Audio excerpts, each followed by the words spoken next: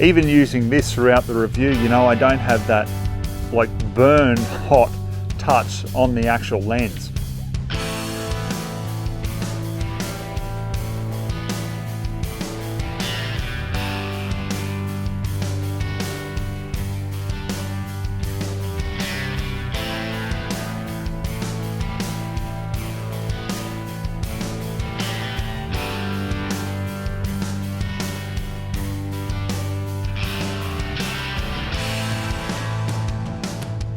Hey guys, and welcome to Ozzie Reviews. Today I'm checking out the Olight Marauder Mini flashlight or torch. Now guys, if you remember some time ago I did the Marauder, and I mean it was just an absolute beast of a searchlight. You know, practical application for most people would probably be far beyond their needs, but they've come out now with this mini version. I was really keen to get a hold of it and you know, just see, you know, how it performs. I mean, 7,000 lumens maximum, you know, they're advertising here, and also a 600 meter throw. So I thought, okay, that in a mini package, I've definitely got to check that out. So this is the box that it comes in. So let me unbox it and show you what it comes with. So we've got the USB charging cable, we've got a lanyard, we've got a holster or a pouch. We've got the manual and some safety information, and we've got the torch itself. So as you can see, isn't it quite a compact torch? I mean, there it is, you know, just sitting in the palm of my hand. A big difference to the full-size Olight Marauder. So length on this, 13 centimeters or 5.12 inches. The front width here, we're looking at about 6.56 centimeters or 2.58 inches. So it's just a nice compact torch. Like I say, you know, just fits nicely in the palm of your hand. Certainly something that you could carry around, and it's just not going to be in the way, you know, like that full-size Marauder will be. But however, that's, you know, built for a specific purpose too. The weight of it, 462 grams or 16.3 ounces. So look, not too heavy at all. 1.5 meter drop resistant. It is IPX8 waterproof. Rated, so you know it can be fully submerged in water, no dramas whatsoever there.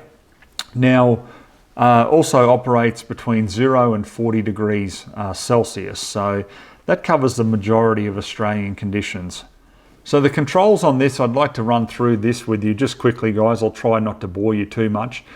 We've got the lanyard attachment there, but we've got a switch here which changes from spotlight to floodlight. Okay, so it just toggles back and forth. Now we've got a battery indicator here on the right, and we've got the brightness level on the left, and then we've got the on-off switch. What I find with this torch, and this is probably just a negative straight up, is you can't just go like that and just turn it on. You need to adjust or just spin the adjustment wheel, and then it'll turn on from there, okay? And then it turns off. If you haven't used it for you know, a few seconds, you can just turn it back on and off just like a normal torch. But if you let it sit for a couple of minutes and then go to turn it back on, it won't work straight up. You need to just adjust that wheel and then turn it on from there, okay? Now, it does various different modes. We'll look at the manual shortly just to run you through it, but I just want to show you the controls here. So once you turn it on, okay, you can dim the brightness right down, okay, just by turning anti-clockwise. And if you can hear that, it makes a little noise and vibrates when you're at the you know, minimum or maximum level there, which I find really handy. You can also toggle through to red, green and blue. So, you know, not only can you do the floodlight and the spotlight on the white light, you can also change to different colors. However, you can't change between the floodlight and spotlight when you're actually on the different colors. So if you just hold it down, okay, it'll go to red. Hold it down again, it'll go to green. Hold down again, it'll go to blue. And it comes up with the different colors at the 6 o'clock position there on the dial, which I find really handy. Okay, hold it down again, goes back to the white light, and you can just switch off from there. So I'll just run through very quickly, guys. People might ask, well, why is, you know, red, green and blue light important, or what would you actually use it for in, you know, practical examples? Well, obviously a red light is good for fox hunting because foxes don't react to that red light like they do, you know, with different coloured lights. Not to mention, you know, in a survival or an emergency situation, if you want to obviously shine a red light, you know, you can attract the attention of different people that way. If you go to a green light, it actually doesn't scare away deer like a normal white light does. Also doesn't scare away fish, believe it or not. And it's naturally good for using with night vision devices. Now with blue light, like that cuts through fog fairly well.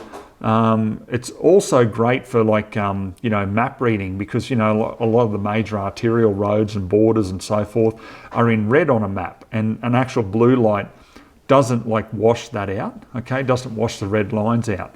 So, you know, very handy there. And naturally a blue light, as most of us know, you know, will pick up you know, different body fluids like blood, for example. So, you know, you may want to use that in a hunting situation. So, you know, there's various different uses that, you know, you can use those different coloured lights for. Now, the user manual here has all the different brightness and runtime settings for the various different modes, and obviously the different coloured lights. So I won't run through all of them, guys, because I'll be here forever, but I'll just run through the top ones. Now, if you're actually using the floodlight, 7,000 lumens is the brightest setting, and then that will run for 2 minutes continuously and then drop down. If you're using the spotlight, it'll run at 900 lumens for 10 minutes and then it'll drop down, but you'll have a 600 meter throw with that at 900 lumens. So, you know, there's a fair bit of power there. And as I say in a lot of Olight reviews, you know, if you give it a break and, you know, you're not going to be using that continuously, well, then it just resets and it continues at that time. So I find them, you know, actually fairly handy in practical situations. Now the torch comes with a 6500 milliamp hour battery, 3.7 volts from memory. This is it here. It's a fairly decent size, yes, a 3.7 volts there. So, you know, it's a large battery there, a lot of life in it, and certainly, as I've referenced before, these torches have come a long, long way from, you know, the original mag light torches that a lot of us used to carry around many years ago with the big D-cell batteries, you know. So this is just so powerful in comparison. The charging on it, obviously with that USB charging cable that I showed you, it's the MCC3 cable, so that's the later version from Olight, which is great because it, you know, it also powers the Javelot Pro 2, you know, which you want that interchangeability in my view. So Olight torches are made in China. They're available here from the Olight Store Australia for $299. However, at the time of doing this review, like Olight, are very, very aggressive with their marketing and flash sales. So, you know, check out the details below this video on YouTube for the current sale and the deal that you can get from there.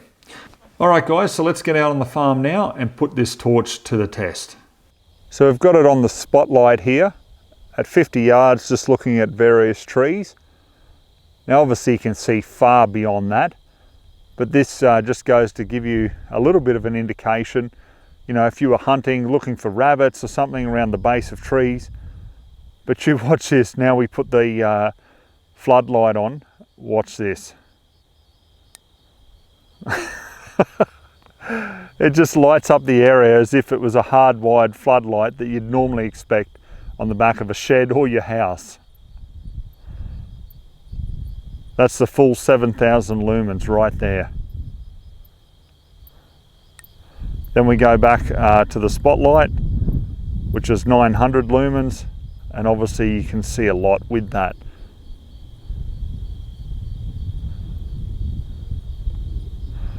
Now if we go through the different colours, there's the red. Now when you use the different colours, I'd say probably up to about 75 yards would be the practical application. There's the green, and then finally the blue.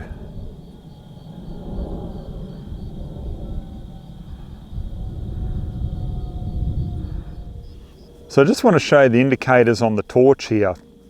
Now Hank hogging the screen here, but on the right hand side here is the battery level, so I'm down to about half because I have been using this for a few nights. And on the left is the brightness level there. So we can turn it off there and it'll show the battery level, turn it back on, turn it up to the brightest setting there. Now let's go to the colors. So red, you can see it indicates with a red light between the two blue indicators. Then we go to green and it highlights green, and then to blue, and then you've got the blue indicator, and then back to the white light with the white indicator. I just find that really nifty. I don't know whether I'd probably use it practically out in the field, but it's just a nice touch. So here we are looking at a wallaby there 200 yards away. Now I've currently got it on the spotlight, and you can see clearly there, if you were using this as a hunting torch, you'd be able to clearly look through a scope and see any game at that distance. Now I've got the camera zoomed all the way in here, and I can clearly see, you know, where that wallaby is. Okay guys, I'm going to wrap up with my final thoughts on the Olight Marauder Mini. Now look at the size, like seriously, it just fits comfortably into the hand there, into the palm of your hand. It's not a big, you know, hard to handle torch like the full-size Marauder. And what I really like about this, and even the previous Javelot Pro 2 that I did, is Olight seem to have worked on the technology now where it's not so damn hot. You know, like even using this throughout the review, you know, I don't have that like burn hot touch on the actual lens. So I really, really like that. You know, obviously I just kept my hands away from previous models. You know, but this, it doesn't matter if you do hit it, you're not going to burn yourself there. So that's obviously a really big plus. I love the amount of lumens this thing punches out. You know, from such a small torch like this, they just keep getting better and better naturally as technology gets better and better. So guys, faults with it, as I said, the only thing I don't like is like now, right? So I go to turn it on and it'll come up the battery level, but I've got to turn it to get a brightness level, and then it'll turn on and activate. Turn it off, turn it back on, it's all good. But if I let it sit for a minute or so and I go to turn it on, it won't come on. You've got to turn the dial there to an actual brightness level. For me, that's a bit of a negative. Is it easy to work with? Yeah, it is. All you do is just twist it before you turn it on. But it just annoys me that you can't just actually hit it straight away. I mean, that's just a personal bugbear of mine. However, the performance is just absolutely outstanding. You know, that floodlight just, it's like it just creates, you know, night to day. It is honestly that bright. Even the floodlight that I've got here isn't as powerful as what this torch is. That's just being honest with you. So yeah, overall guys, I think it's very much, you know, worth the price. Now speaking of, have a look in the description underneath this video on YouTube, because there is currently a sale on, and you'll be able to pick one of these up at a heavily discounted rate. So one good thing about Olight is they're very aggressive with their marketing. So you wait for their sales and you can really pick up their product at a fraction of the retail cost. So all right guys, we'll leave the review at that. Hope you enjoyed watching it. So till next time, we'll catch you then.